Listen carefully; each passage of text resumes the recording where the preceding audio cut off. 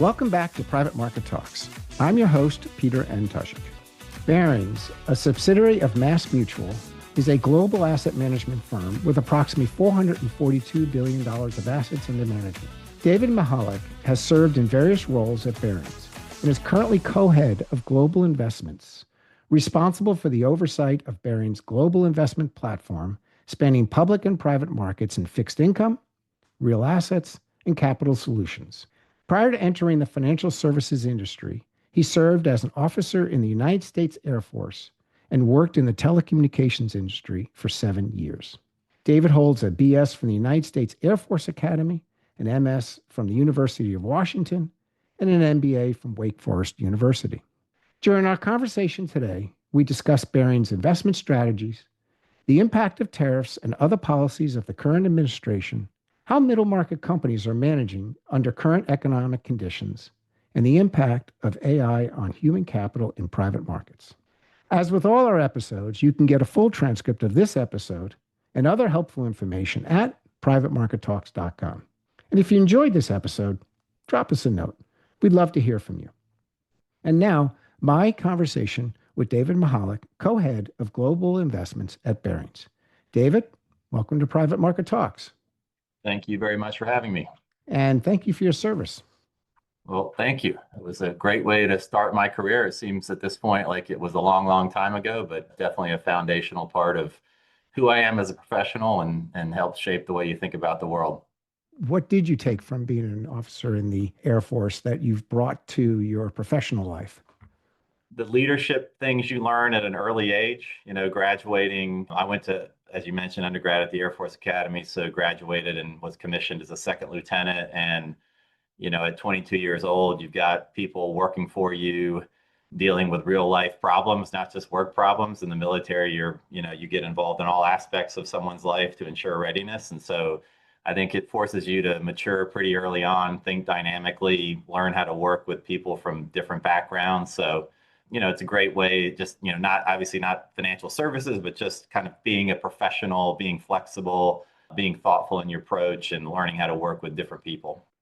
So for the benefit of our listeners, can you give us a snapshot of Barings investment strategies? Sure. Barings is a $440 billion asset manager. We are 100% owned by MassMutual Life Insurance Company. You break down our AUM into big buckets. We've got public fixed income, which is about $215 billion of AUM. A bucket I would call private fixed income and capital solutions, which is about $137 billion of AUM. And then a real assets business that is about $70 billion of AUM. And that would include our real estate debt and equity businesses, as well as an infrastructure debt business. So that's sort of the pie, if you will, of everything that we do. As I mentioned, we're owned by MassMutual, so we're a private company owned by a mutual company. So, I think what that leads in terms of philosophy and how we think very long term. So we're not reporting quarterly earnings.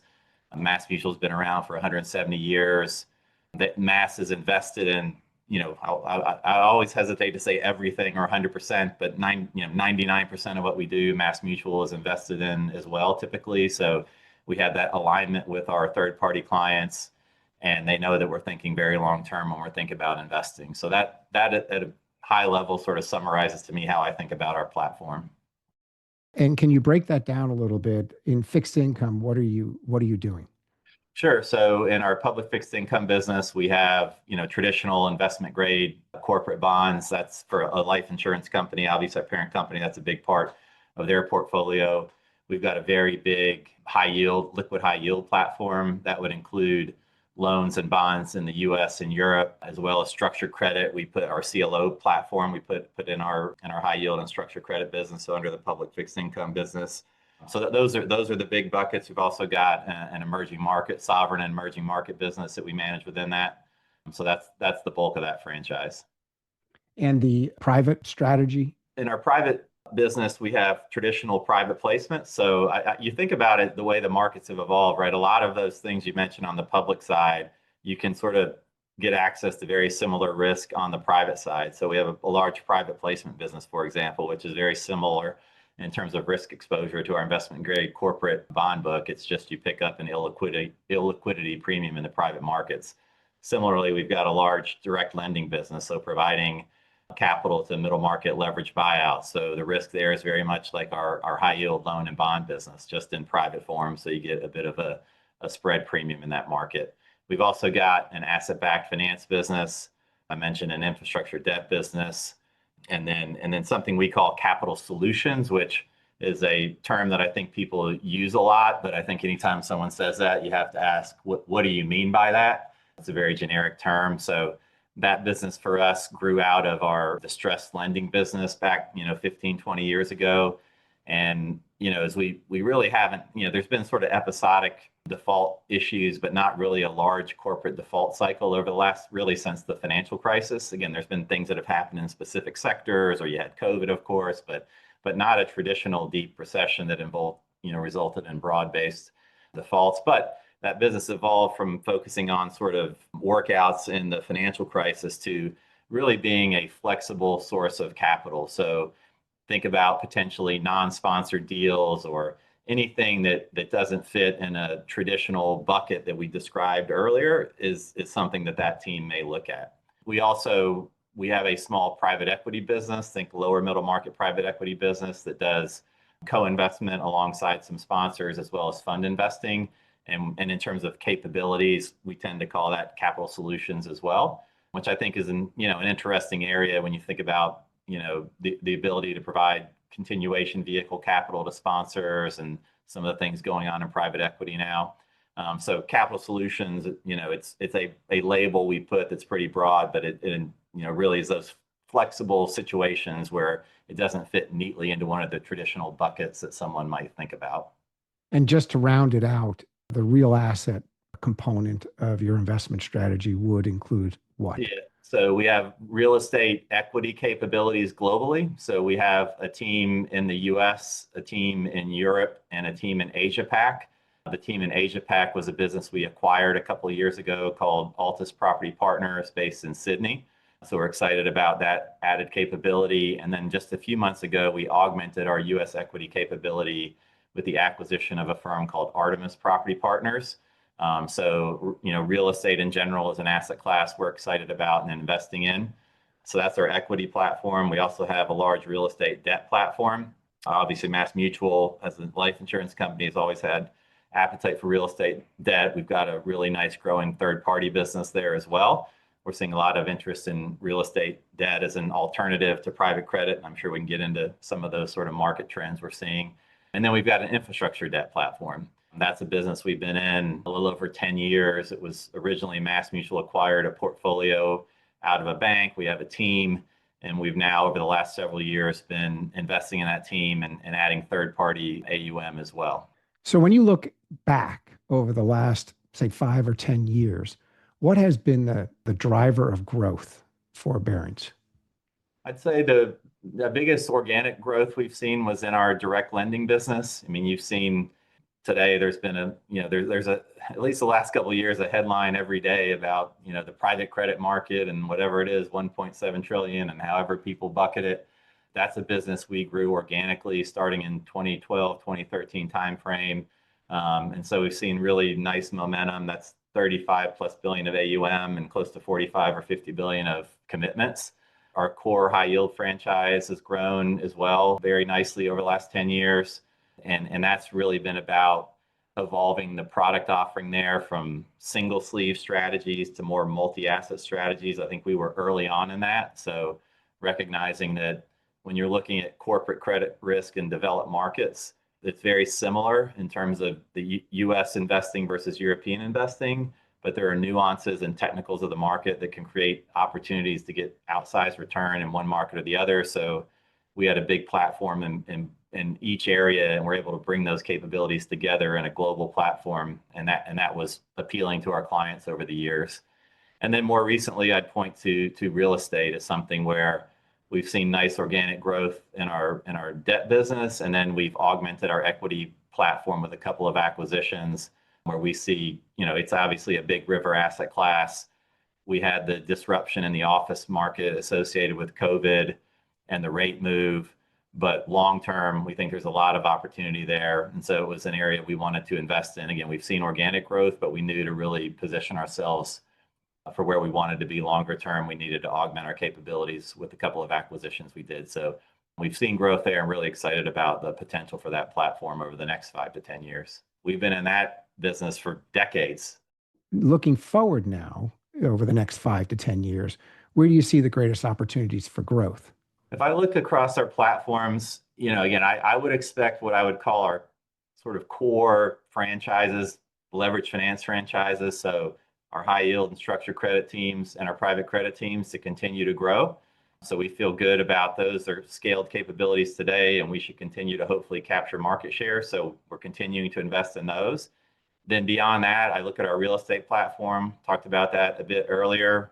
Good size there, but I think we can get a lot bigger.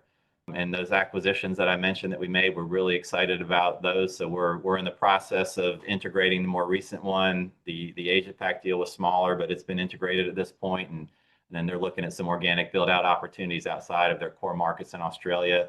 So real estate overall, I'm excited about. As I mentioned, real estate debt, with some of the issues that have gone on with banks, we've seen a lot of interest, a lot of opportunities from an investment standpoint there, and a lot of interest from clients as a diversifier away from traditional corporate credit. So you get a similar risk premium in that market to what you might get on a private credit deal, but you're exposed to a different underlying risk. Similar story with infrastructure. So all of that real assets bucket that we talked about earlier, we've got a lot of exciting growth opportunities there. And then probably an emerging area, and you're hearing a lot about it in the last couple of years, is asset-backed finance. And so that's an area where we're spending a lot of time right now thinking about. I think about it like we've got all the ingredients in the cupboard, if you will, and that all the things that people talk about in ABF, we do. And we've spent a lot of time over the last year and over the next year or two thinking about how we organize, how we create product around that.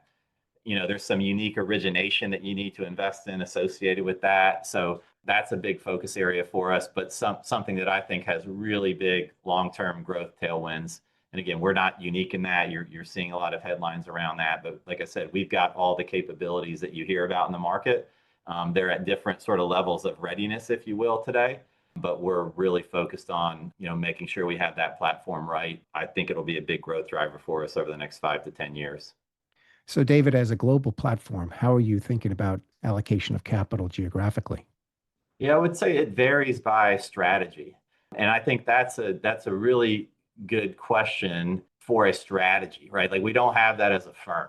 But I would say on average, if you think about the US markets being, on average, traditionally the biggest, most liquid developed markets in the world, which is great for access to capital, but they tend to be a little more efficient. And so, as I mentioned earlier, like in our leverage finance business, when you can get exposure to comparable risk in a market that maybe is not as liquid or as deep, so Europe versus the US and the syndicated loan market, you tend to get a bit of a risk premium. And I would say similar when you go into Asia Pac as we're investing there, very similar risk, maybe not as big or as deep of a market, but you can get, a return premium because of that. And so I would say, if you look just sort of thematically how we think about things, having that global scaled capability, and if you take the US as sort of the baseline market, when you can find very similar risk outside the US market and either less efficient markets, again, this is painting a really broad brush, but on average, Sure. you can pick up a risk premium. So we would tend to look for those opportunities as differentiators in our clients' portfolios that give us that global mandate. So, when you're looking at the US, how do you think about the economic headwinds facing the US in terms of the impact of tariffs and geopolitical considerations and conflicts, inflation, supply chain challenge, general economics, all of those things that we read in the headlines? Yeah. So I'm co-head of investments at Barings with my colleague Martin Horn in London, and we've worked together for 15 years. And so let's go pre the current administration. And when we would have talks around relative value in the economy, whatever was going on in the US, Martin would say, you guys are a little too dour compared to what's happening in Europe. So, so having that perspective matters. Now you get into 2025, and of course we've got these acute headlines and a lot of uncertainty that's come in with whether it's over the last couple of years, rates, inflation, the resetting of the real estate market, now tariffs, impacts on trade, how all of that, and then headlines versus what's actually happening. I would say, like everyone else, I think when we get into these periods of uncertainty, my instinct, at least as a historical credit investor, is to focus on the fundamentals. And so, when we've got a large team of analysts across the platform, when you get into these periods of uncertainty, it's really important. It's too late to make a lot of adjustments to your portfolio, particularly in private markets. You sort of own what you own. So you need to be thinking about this kind of stuff early and often. And the example I'd give of that on our platform is our private credit team, as soon as the tariffs were announced, had a full, robust analysis of our entire portfolio, expected impact on tariffs. And the reason is because they started that work in January. And that's because part of the president's, campaign or platform was tariffs. Now, did we anticipate the way that he did it? The amplitude of some of the things that were announced? No, but we had done a ton of work heading into April in anticipation of some change in tariff policy. And so that, that sort of bottoms up approach, if you will, is just foundational to how we think about investing at Barings. And so, I in terms of your question around, the economic outlook, I mean, when we look at our portfolio, we still feel pretty good about how companies are performing, but recognize there's more stress in the system today than there was, 3 or 4 years ago. The combination of higher rates, potentially a little bit weaker economy, and driven by all the different policy changes. It's really a time to, like I said, buckle down, focus on fundamentals, make sure you have a theme to how you built the portfolio, and then just trust that the hard work you'll do through any volatility will deliver good returns for your investors. In terms of looking at new investments, however, how do these factors factor into your underwriting strategy and also risk tolerances? Yeah, well, I think it's funny. That's a risk tolerance, I think, is the right word to always keep in mind, right? Because history would tell you that when things look the worst is when the best returns are to be had, right? Now, Sure. You have to take measured risk. You have to be thoughtful. But, when you look at when times are bad, the deals that are getting done, particularly if you're on the credit side, right? Someone still wants to do that deal. Someone's probably writing a bigger equity check maybe than they would have before, and they're going to pay a bigger premium for the debt. It means they've got a lot of conviction on the deal. So the ability to partner with people you've been in business with for a long time through those uncertain periods, I think is a hallmark to how we think about being a solutions provider to our clients, right? Whether that's our investor clients or our sponsor clients we may be doing deals with. And that's where I mentioned earlier in the conversation, that alignment with MassMutual, right? We're ingrained in our DNA is not thinking about the next 6 months. I mean, you got to get through the next 6 months to live for the next 5 years, but we're thinking about that longer term model. So that to me is a foundational part of how Barings as an institution thinks about investing. And how do you think about just general levels of debt? It's the lifeblood of the economy, right? I mean, debt in general, right? Everyone that buys a house, or most people that buy a car, they're using some form of financing, and hopefully they're doing it responsibly. I think when you look at aggregate, there's headlines around a bit of stress with consumers and things like that, and we're watching that. We've got a big book of residential mortgage exposure, so we have insight into some of those things. When I look at corporates, I feel like we've been in this higher rate environment for a number of years now. Again, you got to if you have a good company with a reasonable amount of leverage and a strong sponsor, that they can figure out a higher rate environment. And we've seen that in our portfolio. As rates rose, you saw interest coverage come down. Maybe there's some decisions made on capital expenditures or M&A because a little bit more had to go to service debt. But that's largely stabilized, and we've been in a relatively stable rate environment for a period of time now. And back to what I said earlier, so the deals that you're seeing get done in this rate environment, in this economic period of uncertainty, are generally good deals. And so, we feel pretty good about the opportunities that we're seeing in the market, and feel like debt in general is at a reasonable level in most deals. When you get into bigger picture macro discussions around the deficit and sort of national issues, that's probably a different conversation, and that has an impact on rates over time and things like that. But when we look at sort of the investing environment that we're operating in today, we feel reasonably good about it. Yeah. So to your point, David, debt is the lifeblood of our economy and has been particularly for private equity. But there is some concern that private equity has lost steam. And so, how do you think about the state of private equity as it impacts your strategy for growth and direct lending? That pressure to return capital for private equity sponsors is there. I think you're going to see, we have seen that increase, and just anecdotally through dialogue with some of our partners, and I think you'll continue to see it increase. I think the market for secondary opportunities is going to continue to grow as a result of that. The benefit we've seen in terms of having the big book of business we have and the partnerships we have with sponsors from an origination standpoint has really fueled our business the last few years in terms of add-on activity. You're maybe seeing a little bit less of that more recently, but still pretty robust in a diverse portfolio. But offsetting that, you have more corporate buyers coming into the market, strategic buyers versus financial buyers. The headlines are real, but again, I think for good companies, there's an option. It's whether the the seller likes the level or not. But a lot of them, again, have spent a lot of 3 or 4 years doing add-on acquisitions, working on cost efficiency in the business, and so if they own an otherwise good business, even though they may have bought it for 15 and it's only worth 12 today, the things they've done to do bolt-on acquisitions and improve operationally still can generate a good return. And if they think there's a longer term story there, the availability of capital to do continuation vehicles and things like that. So it's taking longer to achieve the returns. There's more pressure from LPs to get dollars back.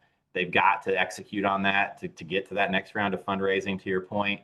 But good sponsors with good companies will figure out a way to generate good returns, and we want to be partners with those types of sponsors.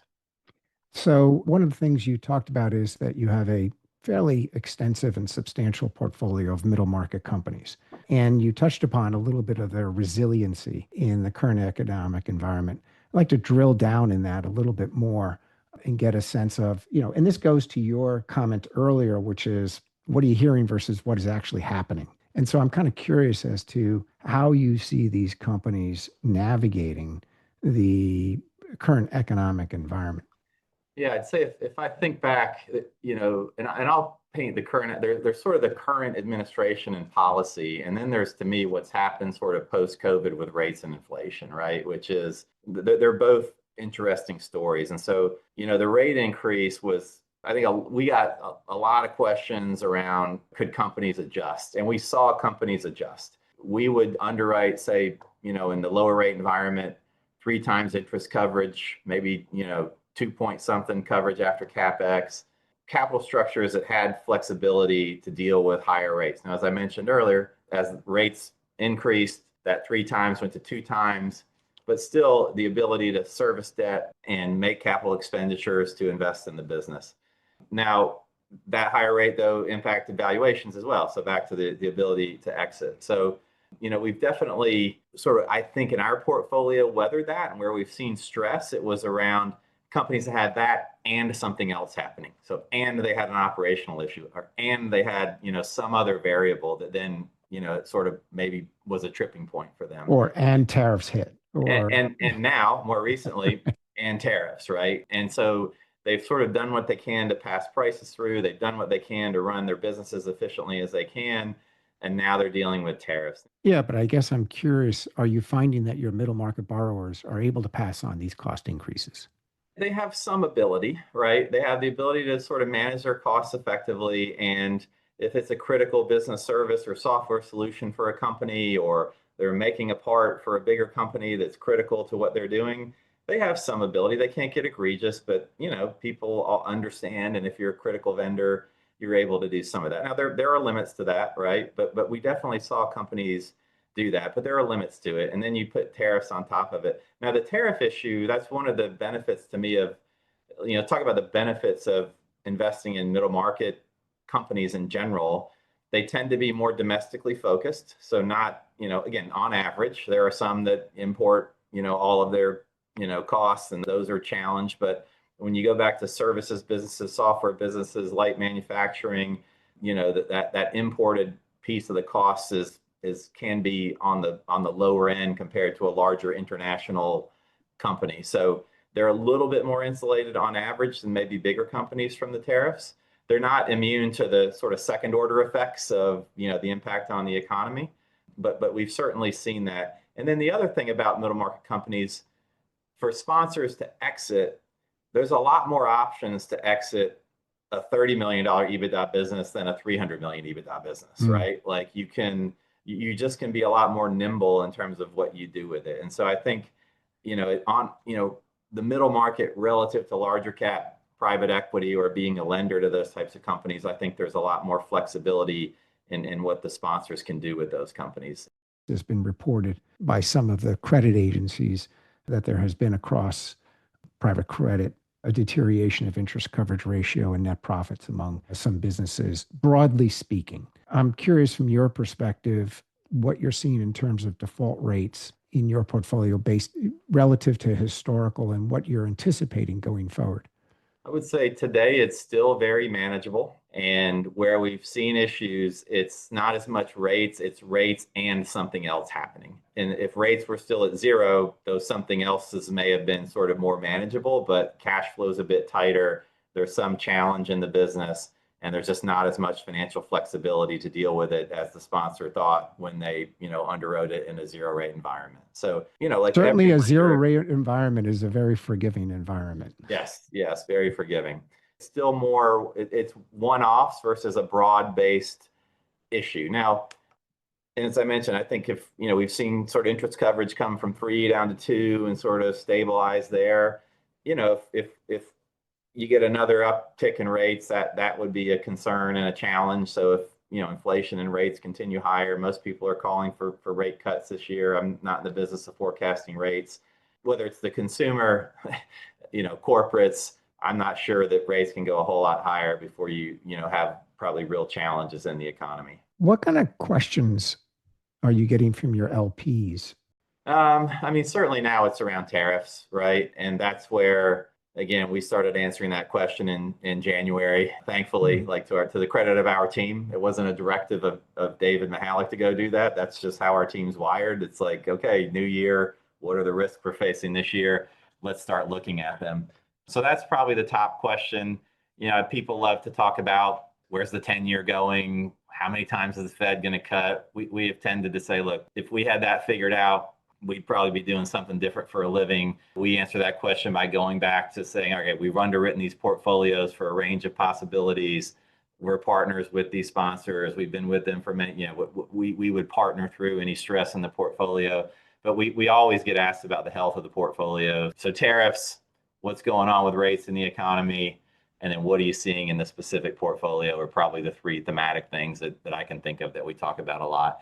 And then for more strategic conversations, it then becomes like, what are other things I can invest in that achieve the same objective, but diversify my underlying risk? And then that's back to things like infrastructure, real estate, sort of other, our cap solutions business. When people say if there's stress, maybe I'll lean into, to me, a sophisticated investor would say that's the time to increase my risk tolerance a bit, not the time to get super conservative.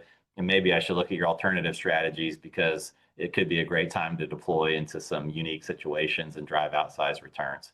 There was a period of time where distressed funds were raising significant portions of capital, expecting a downturn, which never quite materialized. And you saw a lot. You've seen a lot of the the larger cap stressed issues and all the issues with documentation and how creditors have sort of turned against each other and all that kind of stuff. And I in my former world and our liquid part of our business, we sort of involved in some of those types of situations.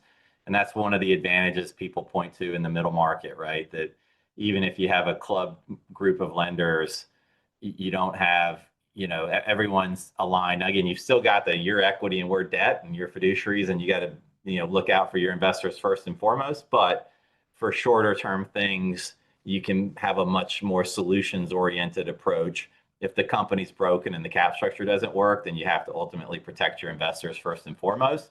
But if you've got a 6 or 12 month liquidity crunch that you can work together to see the other side of, then you can be flexible in the capital structure. You may pick some interest. You may, you do things to help, you do that in conjunction with maybe the sponsor putting in more equity, things like that. So you work together to achieve the optimal outcome for the enterprise and for both of your respective investors.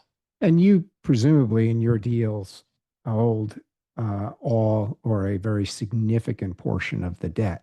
And that Yeah, is a and very, very different dynamic than in a large cap, almost syndication style yeah, private and, credit. and those, those syndicated deals, the challenge you run into is, you could have $1 billion deal and there's 20 or 30 million of it that gets traded and takes the mark down 20 points, right? Because there's no marginal buyer and it gaps down. Doesn't mean that's fair value. I mean, I guess it's fair on that trade, but it doesn't mean you can't underwrite to something that, hey, it's worth a lot more than where that's trading. And that's what our liquid team does every day. It looks for opportunities in those types of situations. But yeah, in the private space and in Europe, in most cases, we're the sole lender or one of two.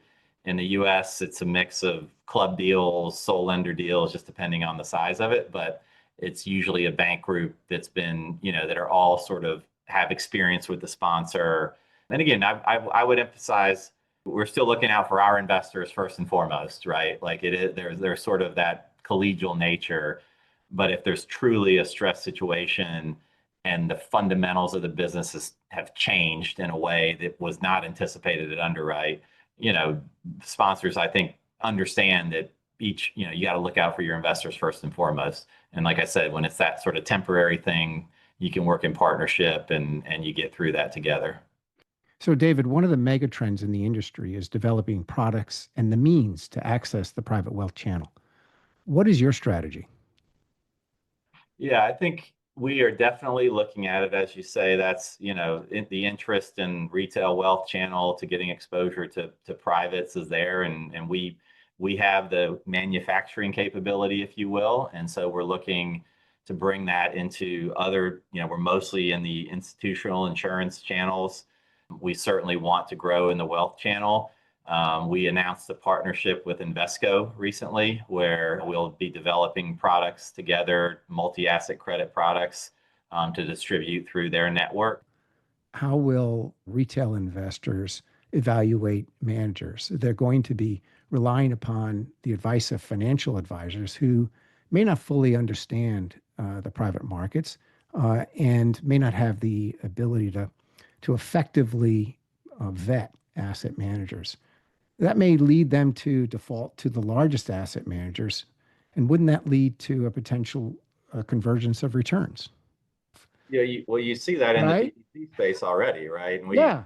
we within our BDC sort of we track this, right, which is overlap in portfolios. And you look at like the biggest scaled ones, and there's like whatever the number is, 50% overlap. They're all Right. now offsetting that, right? Is those guys are able to put the money to work. Because the other issue, right, for the smaller managers is, okay, I give you my money because I think you're unique, and if they raise a lot of money, then they can't put it to work in the same type of deals that Right. actually drove you to invest with them. Yeah, and I actually think that the core issue becomes when you're evaluating managers, how do you distinguish among managers when it has been a momentum market?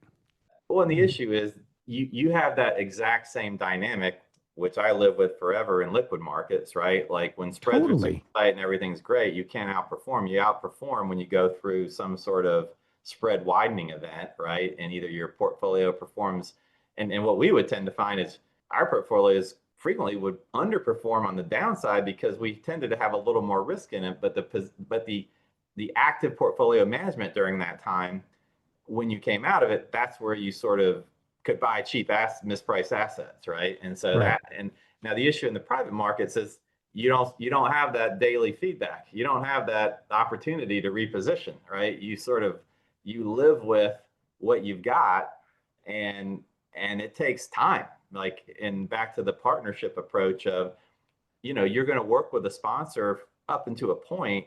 And so it could take several years of sort of they put in an equity, like you maybe pick a little interest, whatever. But you don't know until ultimately it goes bad. And the problem is if you wait too long, when it goes bad, it can go really bad. So, Absolutely. And yeah, then you've got a whole issue of owning it and running it. And now you become a PE have a PE portfolio of troubled credits, which yeah. are incredibly time consuming. No, forget about And capital. and that's back Uh, to small managers tend to not have the professionals to deal with that. Completely. Right? So they would tend to maybe do a second, they just got to get out of it. So, David, assuming the private credit industry successfully taps into the private wealth channel, are you at all concerned about the ability of the industry to effectively deploy this additional capital? Or do you think they'll see a race to the bottom in terms of structure and pricing? So origination is key, right? And everybody would say they have proprietary or unique origination, and we would say that, but we need to continue as we grow to invest in that and grow that. Partnership with sponsors is key. So I'd say this: you see two things to me. You see spread compression for the good deals, right? Because everyone wants those. Yep. And then you see a deterioration in credit quality because the bad deals are still getting done. Someone's Completely. doing them. And so, they come with more spread premium, and they may have a higher yielding portfolio out of the gates, but it's probably a riskier portfolio that's not going to fare well when we get to economic stress. Like this is a hard business, right? It's the type of business that sounds good in headlines. It sounds simple, right? You give me money, I achieve illiquidity premium, I put your money to work and give it back to you, right? That's the headline, but doing it is hard. That's where, again, having scale, having the institutional approach that we have, we think we've got the right toolkit to be able to deliver it. Well, thanks, David. I just have two final questions All for right. you. One is an employee at Barings, and it could be any one of the functions of analyst, underwriting, origination, portfolio manager, investor relations, risk management, compliance, legal, pick one. Which function will be replaced by AI first? Oh, me, the talking head. I don't. Oh man, you had to know I'm not going to answer that question. It's a great question. It's certainly, you know what? There was my miss on the whole interview when you asked what are the topics we get asked about most. I can't believe I didn't mention AI. So I'll go back and we'll edit that out maybe. But certainly AI is evolving and incredibly interesting. We had our CEO was traveling, doing some client meetings, and he came back last week, and one of the clients mentioned they have an AI bot that is in their investment committee now. And so it's not voting yet, but they intend to train it to the point where it's a voting member of the investment committee. That's interesting, right? I mean, we're of course looking at like RFPs and mundane tasks and how can we use AI to do it. But so that, in the other example, not to maybe I'll say your job, because there's a tool that we've seen and used, and you've probably seen this, where you can take an annual report from a company and say you upload it and it creates a podcast, and it sounds like two people talking, and says, hey Bob, how are you, how was the drive in today, and like, oh, let's talk about the Mass Mutual annual report, and like it's a real podcast and it sounds super credible. But if everyone does that, they'll all have the same podcast. So I don't know how interesting that will be over time. So I know I wasn't going to answer that question. So that's my ramble about AI. So, final question, given the impact that AI could have in the various areas, without identifying which one it would be first, what advice would you give to young professionals, either in your organization or elsewhere, looking to have a long-term career in this industry? Yeah, be part of it, right? Like embrace it. And that's like, if you can see my whiteboard, literally on the bottom of it says AI intern project. So one of the things There we're you talking go. about with AI is I'm 52 years old. I can understand, I think, where it's going, but it's like the kids being digital natives, right? This generation, at some point, they'll be AI natives, right? So don't be so proud as a leader or someone with experience that you can't embrace young people that come into your organization and have no idea what you do, and say, how would you solve this problem? And so that's literally written on my whiteboard over there is how do we get our interns plugged into AI? And so people have to embrace it. I mean, I believe and you've probably heard this analogy before, right? When Excel came out, people thought like you don't need accountants anymore. There's more accountants than ever, right? Like, Excel works, it does the math. Now, what do you do with it? And I think AI probably goes somewhere around that, right? Like it can put together the underwriting memo. You can upload all the information you have and say, give me 15 pages of why I should do this investment or not. but then someone has to decide to do the investment. I'm sure people will have AI Maybe not, because you have the AI agent on the investment committee. I don't know. Maybe not, but then someone, I guess, has to train it over time, right? Right. So, and maybe we all just work 25 hours a week and life gets easier. Who knows where it will go. That would be a beautiful thing. Yeah, but to a young person, certainly you have to, I mean, frankly, at any age, right? Even like, I think anyone with a sense of what's happening, even if you're later in your career, you need to embrace it, because it's not just changing your professional life, it's changing your personal life. If you have kids, it's changing their lives. So I think it's, you have to embrace it and be a part of it, and think about how it can be done responsibly. Well, David, this has been a great conversation, and I very much appreciate you being on Private Market Talks. I've enjoyed it. Thank you for the time. And thank you, listeners, to listening to this episode of Private Market Talks.